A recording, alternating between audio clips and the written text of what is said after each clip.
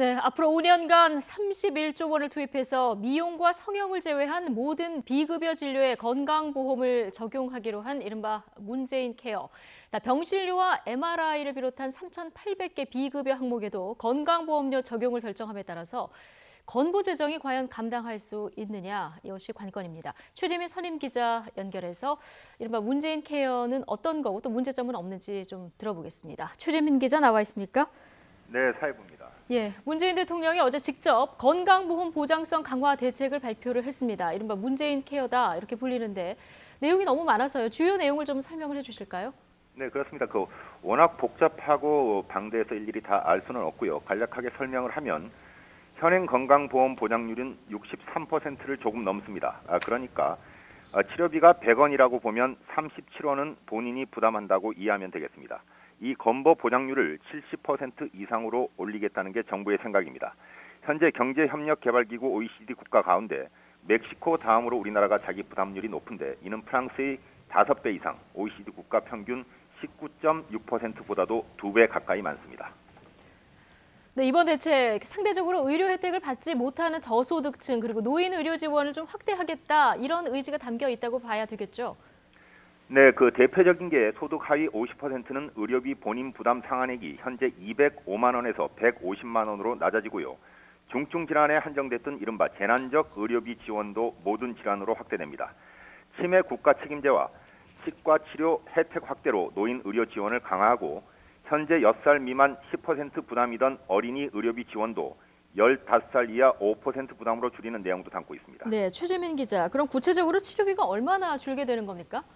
네, 예를 들어서 중증 치매 환자 본인 부담은 10%로 줄게 되는데 알츠하이머 치매 환자인 90대 노인의 경우에는 160일 입원 진료비가 1,500만 원을 조금 넘었지만 150만 원으로 90%가량 감소하고요.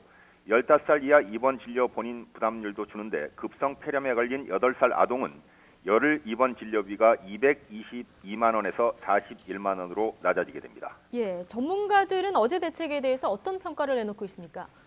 네, 일단은 긍정적이다라는 평가입니다. 예. 지난 10년 동안 건강보험 보장 강화에 20조 원 이상을 쏟아부었습니다.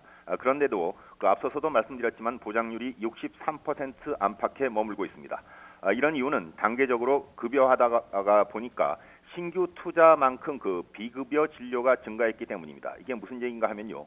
의료기술이 나날이 발전을 하고 있는데 투자비가 거기에 따라가지 못하는 게 현실입니다. 예. 결국 문재인 케어가 안착하려면 비급여가 종전처럼 새로 생기지 않게 하는 안전장치가 필요할 것으로 보입니다. 네. 앞서 내용을 좀 보면은 미용과 성형을 제외한 거의 모든 의학적 비급여를 건강보험이 보장한다 이런 계획인데 근데 이게 실현 가능할까요? 네, 표면적으로는 모든 비급여가 급여권에 편입되는 것처럼 보입니다. 이렇게 예. 되면 건강보험 보장률이 100%가 돼야 하지만 실상은 다릅니다. 정부의 계획대로라면 향후 건강보험 보장률은 70% 정도로 상향 조정될 것으로 보입니다. 예. 100%가 아닌 70%라는 건 예비급여, 그러니까 모든 비급여를 일괄 급여화하는 게 아니라 단계적으로 진입 여부를 따져보는 중간 단계를 둔 겁니다. 건강보험을 적용해서 비용 대비 효과성이 떨어지는 비급여는 본인 부담률을 차등해서 예비급여로 적용을 하고요. 3년에서 5년을 시행해 본 뒤 급여에 편입시킬지 예비급여로 둘지 아니면 완전 비급여로 할지를 결정하겠다는 겁니다. 예. 또한 약제비 규모가 워낙 큰데 이번 발표에서는 의약품은 빠졌습니다. 예. 그런데 또 한 가지 궁금한 것이 올해 초 정부는 현행 건강보험료 적립금이 2023년에는 바닥이 날 거다 이렇게 예상을 했어요. 이거 어떻게 이해를 해야 될까요? 네, 그렇게 예상을 한 것은 고령화 인구의 증가가 가장 큰 원인이었는데요. 예. 지난해 건강보험 진료비는 52조 5천억 원에 달했습니다. 2013년보다 7.5% 증가한 수준인데 가장 큰 증가율을 보인 연령대는 70살 이상으로 1년 전보다 무려 11% 이상 증가했습니다. 예. 이런 증가 속도를 보면 2024년에는 건강보험 총 지출이 지난해보다 2배나는 100조 원을 넘어설 것으로 전망하는 기관도 있습니다. 이른바 문재인 케어를 적용하기 전에도 그렇다는 얘기입니다. 불과 6개월 전 기획재정부 발표인데요. 하지만 어제 발표에서는 완전히 달라졌습니다. 최근 10년간 건보료 평균 인상률인 3%를 매년 인상하고 정부 지원금을 조금 늘리면 가능하다는 겁니다. 예, 그러니까 보건복지부가 좀 낙관적으로 전망을 하는 거죠? 그렇습니다. 건강검진과 만성질환 관리가 강화가 되어서 건강한 노령화가 진행돼 노인 인구가 증가하더라도 재정 지출이 많지 않을 것이라고 낙관하고 있습니다. 예. 자, 지금 의료계 입장은 어떻습니까? 네, 의료계는 지금까지 희생했는데 더 많은 희생을 강요하고 있다고 반발하고 있습니다. 정부는 그동안 급여화로 인한 빈도수 증가가 의료기관 손실을 보전해 줄 거란 논리로 의료계를 설득해왔습니다. 이번 보장성 강화도 상황이 비슷할 것이라고 의료계는 예상합니다. 정부와 의료계의 적정 수준에 대한 시각차가 워낙 커서 전면 급여화 과정에서 의료계의 반발이 거셀 것으로 보입니다. 예, 근데 일각에서는 지금 문재인 정부 내에서는 문제가 없을 텐데 5년 뒤에, 그러니까 다음 정부에서 부담이 커질 것이다 이런 전망도 나오고 있는데 이런 전망이 나오는 이유는 뭡니까?